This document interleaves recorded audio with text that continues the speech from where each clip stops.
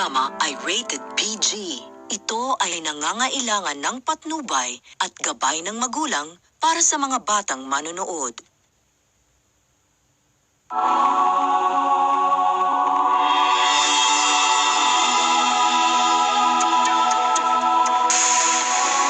Muli po sa pamamagitan ng palatuntunang ito ng Iglesia ni Cristo, ang tamang daan, kami po ay nagpapasalamat sa lagi ng mga nakaantabay at sumusubaybay sa programang ito. Sana po ay mamalagi ang kapayapaan at katiwasayan sa inyong buong sambahayan. Ito po ang inyong lingkod, ang kapatid na Michael Sandoval.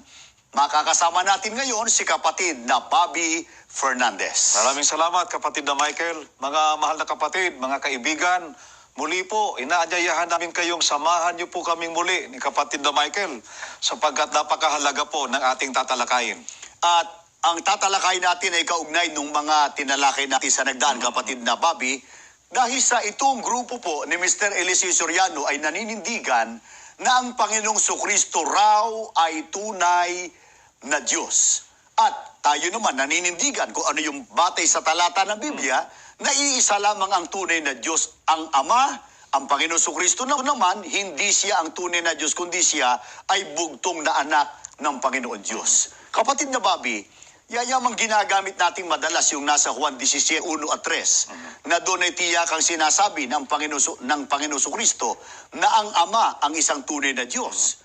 Pagkatapos, ginagamit naman ni Soriano itong Tito 2:13 para patunayang di umano tunay na Diyos ang ating Panginoong Sukristo. Nung may nagtanong kay Mr. Soriano, ano ang itinanong nito kay Mr. Eliseo? Mabuti, pakinggan natin sila. Tatanong ko lang po, medyo naguguluhan po kasi ako. Yun pong parang pagkakaiba po nung nakasulat sa Tito 2:13, 1:20-28, nagkakaiba po sila dun po sa panalangin ng Panginoong Hesukristo sa 1:17:1 at 3. Naguguluhan yung nagtatanong, kapatid na Bobby, kay Mr. Soriano, na para daw may salungatan yung nasa Tito 2:13 at ang nasa Juan 17:1 at 3. Paano ito sinagot ng papilipit ni Mr. Soriano? Aba, ang dakilang Diyos daw na tinutukoy dyan ay ang ating Panginoong Hesukristo. Pakinggan natin siya. Walang pagkakaiba ron, kapatid. Sa 2:13 kasi, si Kristo ang dakilang Diyos at tagapagligtas na hinihintay natin. Basahin mo nga yun, Sis Luz. Nahintayin niyaong mapalad na pag-asa at ang pagpapakita ng kaluwalhatian ng ating dakilang Diyos at tagapagligtas na si Hesukristo. Si Hesukristo, dakilang Diyos at tagapagligtas na hinihintay natin. No? Kaya sa pahayag nito ni Mr. Soriano, yung Tito 2:13, yung mga salitang dakilang Diyos at tagapagligtas, kapwa tumutukoy sa ating Panginoong Hesukristo. Iisa raw ang tinutukoy. Reaksyon, kapatid na Bobby. Halatang halata, kapatid na Michael at mga mahal na taga-subaybay, na hindi po sinuring mabuti ni Soriano ang talatang yan. Sa talatang yan ay dalawa po ang tinutukoy. Iba po yung dakilang Diyos na tumutukoy sa iisang tunay na Diyos, at iba rin po yung tagapagligtas na tumutukoy naman sa ating Panginoong Hesukristo. Meron ba tayong batayan na nakasalig sa talata ng Biblia sa sinasabi natin yan? Meron, kapatid na Michael. Pakinggan po ninyo. Atin pong babasahin dito po sa Tito 2:13, dito po sa salin ni James Moffat, ganito po ang ating mababasa. Awaiting the blessed hope of the appearance of the glory of the great God and of our Savior, Christ Jesus. Malinaw po. Iba po yung great God kaysa doon sa Savior na yun nga ang ating Panginoong Hesukristo. At ginamit yung conjunction na and o at sa Tagalog. At sa ibang salin ng Biblia, anong pagkakasaling, kapatid na Bob? Dito naman sa saling New World Translation of the Scriptures, sa ganito rin pong talata, 2:13 ng Tito. While we wait for the happy hope and glorious manifestation of the great God and of our Savior, Christ Jesus. Iba rin. Iba yung great God, iba rin po yung Savior na yun nga ang Panginoong Hesukristo. At Kapatid sa na Michael. saling The Kingdom Interlinear English Text, paano naman isinalin yung Tito 2:13?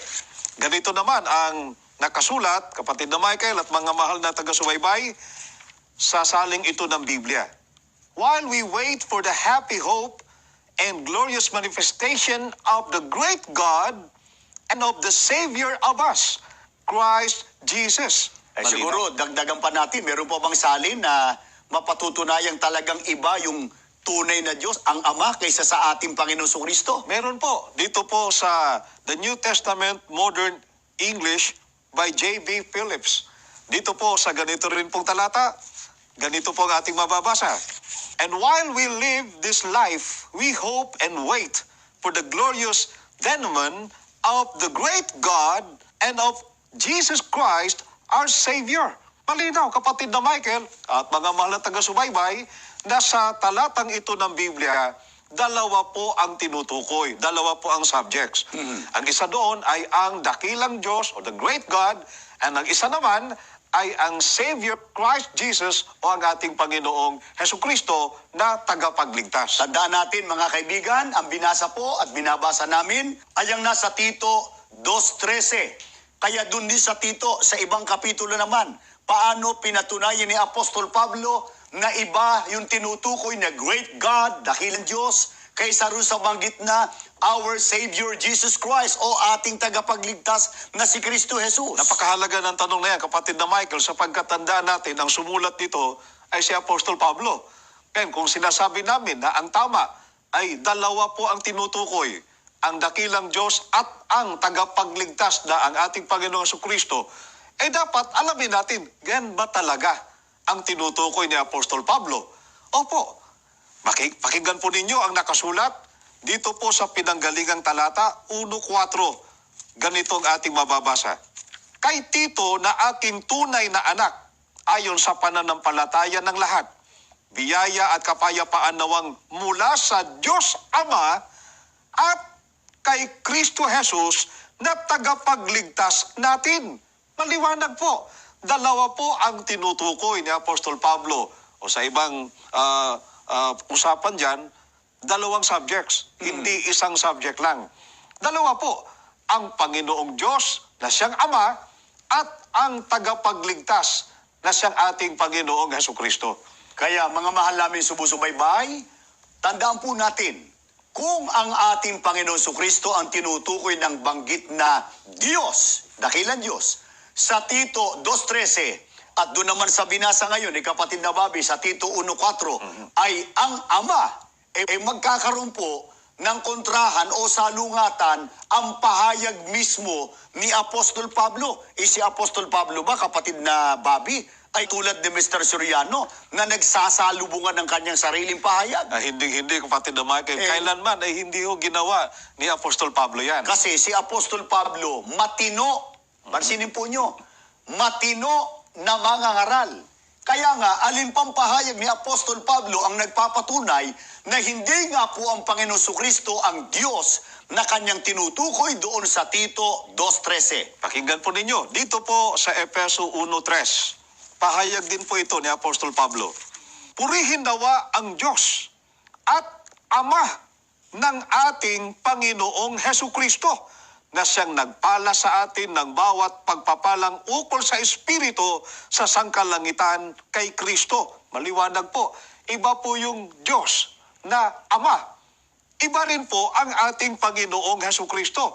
Ang Panginoong Hesukristo, ang kanya pong Diyos ay ang Ama, kapatid na Michael. Kaya nagkakaroon ng paniniwala ang grupo ni Mr. Soriano at ang iba pa na ginagamit yung Tito 2:13, kapatid na Bobby, dahil doon sa banggit na dakilang Diyos at tagapagligtas. Hindi ba niya ang Panginoon Diyos, yun ang Ama? Hindi ba siya ay tagapagligtas? Ano sagot natin? Talaga namang ang Panginoong Diyos ay tagapagligtas. Ito nga yung sasabihin nila. Tinatanggap pala raw natin ang Ama bilang tagapagligtas. Tinatanggap din ba natin na ang Panginoon Jesucristo tagapagligtas? Tagapagligtas din, kapatid na Michael. Sa makatwid, dapat din daw nating tanggapin na ang Panginoon Jesucristo, Diyos, sapagkat ang Ama, tagapagligtas, si Kristo, tagapagligtas, sa makatwid, Diyos daw ang Panginoon Jesucristo. Reaksyon natin doon. Hindi lang nila nauunawaan kung paano po magliligtas ang Panginoong Diyos. Pakinggan po ninyo ang pahayag dito po sa Judas Tadeo 1:25. Ganito po ang ating mababasa. Sa iisang Diyos na ating tagapagligtas sa pamamagitan ni Jesucristong Panginoon natin. So makatwid, ang Panginoong Diyos talagang siya po'y tagapagligtas, pero magliligtas po siya sa pamamagitan ng ating Panginoong Jesucristo. Kaya ang kakasangkapanin po niya ay ang ating Panginoong Jesucristo. Kaya ang Panginoong Jesucristo, tagapagligtas din, kapatid na Michael. Kaya nagkakamali po ng pagkaunawa ang grupo ni Mr. Eliseo sa paggamit ng Tito 2:13. Teka muna, meron silang argumento, kapatid na Bobby, doon sa Tito 2:13 na binabanggit doon ay pagpapakita ng kaluwalhatian. Hindi daw ba ang Panginoon Diyos sa araw ng paghuhukom ay magpapakita ng kaluwalhatian? Aba, kulang yun, kapatid na Michael. Hindi lang ang ating Panginoong Diyos ang magpapakita ng kaluwalhatian sa pagparito ng ating Panginoong Jesucristo, kundi kasama ang ating Panginoong Jesucristo at magpapakita rin ng kaluwalhatian. Sa makatwid, ang magpapakita ng kaluwalhatian, ang Panginoon Jesucristo at ang Diyos Ama sa kanyang sa ikalawang pagparito ng ating Panginoon Jesucristo. Yan po ang mababasa natin dito po sa Lucas 9:26. Sapagkat ang sinumang magmakahiya sa akin at sa aking mga salita ay ikahihiya siya ng anak ng tao pagparito niyang nasa kanyang sariling kaluwalhatian at sa kaluwalhatian ng Ama at ng mga banal na anghel. Kaya maling-mali, kapatid na Michael, na ang magpapakita lang daw ng kaluwalhatian ay ang Panginoong Diyos. Kaya na pagkamalan nila, si Kristo yon. Maliwanag po rito Ang magpapakita po ng kaluwalhatian ay ang Ama o ang Panginoong Diyos at ang ating Panginoong Jesucristo, kasama nga ang mga banal na anghel, kapatid na Michael. Ibig ba sabihin, din yung mga anghel na magpapakita ng kaluwalhatian sa araw ng paghuhukom? Hindi. Talagang hindi, Diyos. Kaya mali po na pagbatayan at hindi talaga mapagbabatayan ng Tito 2:13 para patunayan na di umano ay tunay na Diyos ang ating Panginoong Jesucristo. Mga kapatid at mga kaibigan, balikan po natin yung ipinahayag ni Mr. Eliseo Soriano. Paano po niya ipinaliliwanag? Teka, mali yung tanong ko Siguro dapat ang pinakamabuting tanong, kapatid Bobby.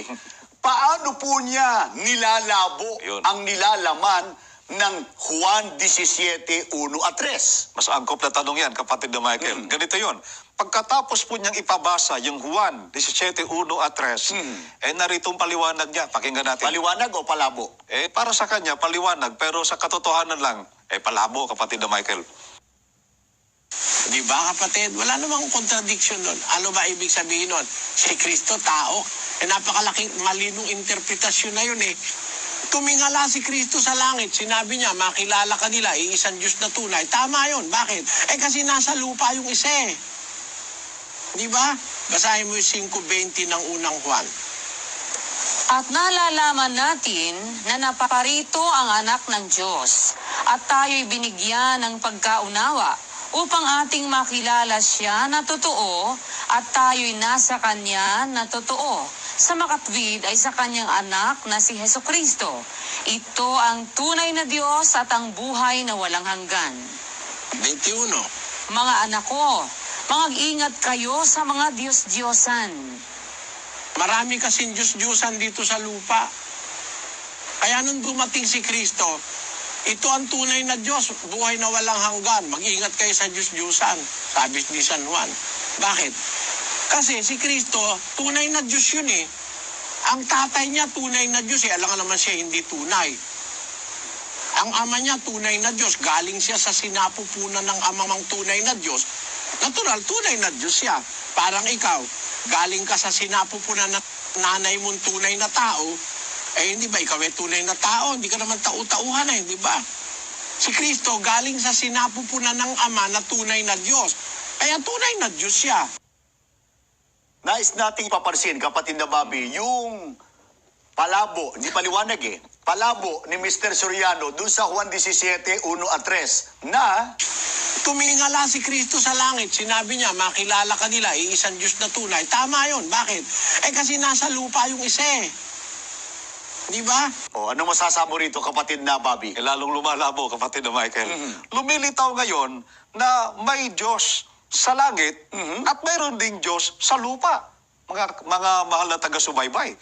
Dalawa ang Diyos, kapatid na Michael. May Diyos sa langit, may Diyos sa lupa. May Diyos na tumingala sa langit, merong Diyos na tiningala ng Diyos na nasa lupa. Pero kung Biblia ang ating sasangguniin at marapat lang sangguniin, kapatid na Bobby, mga kapatid at mga kaibigan, eto tanong, iba pa ba, pansinin po nyo, iba pa ba ang tunay na Diyos sa langit kaysa Diyos dito sa lupa, kapatid na Bob? Ang Diyos na nasa langit ay siya rin po ang Diyos na dapat kilalanin dito sa lupa. Pakinggan po ninyo dito po sa Deuteronomio 4:35 at 39. Ganito po ang ating mababasa. Sa iyo ipinakita ito upang iyong makilala na ang Panginoon ay siyang Diyos. Wala nang iba liban sa Kanya. Talastasin mo nga sa araw na ito at isapuso mo na ang Panginoon ay siyang Diyos sa itaas sa langit at sa ibaba sa lupa. Wala nang iba pa. Kaya malinaw po na ang Diyos na nasa langit ay siya rin po ang Diyos na nasa lupa. Wala nang iba pa. Walang mababasa po sa Biblia na ang Ama ang tunay na Diyos sa langit at ang Panginoong Jesucristo naman ay ang tunay na Diyos sa lupa. Pagpilipi po yan sa katotohanan tungkol sa Panginoong Diyos at tungkol sa ating Panginoong Jesucristo. Yan ang ginagawa ni Soriano, kapatid na Michael. Kasi itong si Mr. Eliseo, mahilig sa pagpilipit Hindi lang yung talata ang pinipilipit at kung ano-ano pa. Ayaw ko na sabihin kung sino yung pinipilipit niya. Iwan na po natin yung bahagi niya. Kaya may pahayag si Apostol Pablo sa unang Korinto 8:6 nang banggit niya, ngunit sa ganang atin ay may isang Diyos lamang, ang Ama. Mga kaibigan, nang sabihin po ito ni Apostol Pablo ay nasa langit na ang ating Panginoon Kristo. Lilitaw na dalawa ang tunay na Diyos. Sa langit, isa, tapos yung isa, narito sa lupa. Salungat sa pagtuturo ng Biblia, yung pagtuturo ng grupo po ng samahang ang dating daan. Kaya balikan po natin yung ginamit ni Mr. Eliseo na unang Juan 5:20. Anong reaksyon natin doon, kapatid na Bobby? Kapatid na Michael, ayon mismo sa talata, ang naparito ay ang anak ng Diyos. Hindi po ang Diyos, kundi ang anak ng Diyos. Ang Panginoong Jesucristo, ang anak ng Diyos na tinutukoy dito, na siyang naparito. Kung ang banggit sa talatang yan na ito ang tunay na Diyos ay tumutukoy sa ating Panginoong Jesucristo, ay dapat nilang patunayan, kapatid na Michael, at mga mahal na taga-subaybay, na ang Panginoong Jesucristo ay may anak na naparito. Ang pangalan din ng anak niya ay Jesucristo. Ganun dapat nila patunayan yun, kapatid na Bobby. Wala namang ganun sa talata ng Biblia. Tandaan po ninyo, ang isang layunin ng pagparito ng anak ng Diyos o ng ating Panginoon Kristo, may layunin. Anong layunin, kapatid na Bobby? Upang bigyan ang tao ng tunay na pagkaunawa at ipakilala ang totoo o tunay na Diyos. Kaya kung ang Panginoong Jesucristo ang tunay na Diyos, ay dapat po ay may pahayag siya na tiyakan na siya po ang ipinakikilala niya ang tunay na Diyos. Siya, sarili niya. Pero sa halip na ang Panginoon Kristo ipakilala niya ang kanyang sarili na siya ang tunay na Diyos, sino ang kanyang ipinakilala na tunay na Diyos? Na yun ang dahilan ng pagkakasugo sa kanya. Ang Ama, hindi ho siya ang ipinakilala niyang tunay na Diyos. Pakinggan po natin dito po Juan 17:1 at 3. Ang mga bagay na ito ay sinalita ni Jesus. At sa pagtingala ng kanyang mga mata sa langit, ay sinabi niya, Ama, at ito ang buhay na walang hanggan, na ikaw ay makilala nila na iisang Diyos na tunay at siyang iyong sinugo sa makatwid bagay si Jesucristo. Kung sino po ang tunay na Diyos na ipinakilala ng ating Panginoong Jesucristo, walang iba po kundi ang Ama. Kaya, ang tunay na Diyos na ipinakilala ni Kristo na isinulat din ni Apostol Juan, ay siya rin po ang tunay na Diyos na binabanggit doon sa unang Juan 5:20. Sa pagkatandaan natin, si Apostol Juan din po ang sumulat niyan. Ang mga isinulat ni Apostol Juan ay wala pong salungatan, kapatid na Michael. Sapagkat si Apostol Juan, matino na mangangaral. Ha? Ayun, naulitan naman yung matino. Kasi merong mangangaral, salungatan ang sinasabi. May sinabi nung nakaraan, ngayon, iba na naman ang kanyang sasabihin. O bueno, kung napasin po ninyo, ulitin po namin, ang nakasulat sa unang Juan 5:20 na, nasa graphics po, makikita ninyo, ito ang tunay na Diyos at ang buhay na walang hanggan, ay binanggit din dito ni Apostol Juan sa Juan 17:1-3. Ayon kay Apostol Juan, tumingala ang Panginoong Kristo sa langit at sinabi niya, Ama, ito ang buhay na walang hanggan, na ikaw ay makilala nila, iisang Diyos na tunay. Pansinin po ninyo, mga kaibigan, ano naman ang dapat nating maging pagkakilala sa ating Panginoong Kristo? Malinaw rin ang sinabi niya sa talata ding yun, na ang sabi niya, at siyang iyong sinugo sa makatwid bagay si Jesucristo. Kaya upang makamtan ang buhay na walang hanggan, ay dapat mong kilalanin na ang Ama, ang iisang tunay na Diyos, at ang ating Panginoong Jesucristo naman ay sinugo ng iisang Diyos na tunay, unang Ama. Kaya nga ano ang katunayan at karagdagang katibayan na maipakikita natin sa mga sumusubaybay sa ating kapatid na Bobby na hindi nga ang Panginoong Kristo, ang tinutukoy na tunay na Diyos. Puntahan natin ang talata mismo, kapatid na Michael, dito sa unang Juan 5:20, dito po sa bagong sandibutang salin. Ganito po ang ating mababasa. Subalit alam natin na ang anak ng Diyos ay dumating at binigyan niya tayo ng intelektual na kakayahan upang tamuhin natin ang kaalaman sa isa na totoo. At tayo ay kaisa ng isa na totoo sa pamamagitan ng kanyang anak na si Jesucristo. Ito ang totoong Diyos at ang walang hanggang buhay. Malinaw po na tinutukoy dito na isa na totoo, na kaisa tayo sa isa na totoo, ay makikilala sa pamamagitan ng ating Panginoong Jesucristo. Yung isa na totoo na makikilala natin sa pamamagitan ng ating Panginoong Jesucristo, siya po ang iisang tunay at totoong Diyos. Kaya nga, paano po isinalin, mga kaibigan? Sa Contemporary English Version, yung unang Juan or 1 John chapter 5, verse 20, Brother Bob. Dito po, pakinggan natin. Sa talatang yon, unang Juan 5:20. We know that Jesus Christ, the Son of God, has come and has shown us the true God.